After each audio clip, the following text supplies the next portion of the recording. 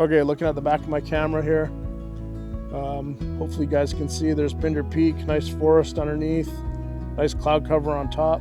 And my settings, ISO 64, f10 for some depth of field, 3-second exposure.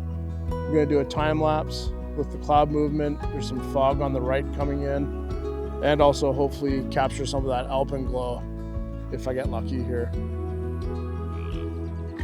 It's about 8:15, and the sunset light is slowly starting to fade away. Still a little bit there. Beautiful evening tonight, just outside of Port McNeill again. Doing a little bit of time lapse over Pinder Peak. Nobody around out in the backcountry here. Nothing but nature sounds all around me. Variety of birds. Frogs are croaking in the background behind me. Yeah, I can't ask for anything more. Just another beautiful night around Port McNeill. So I'll put this all together and I'll share it with you guys.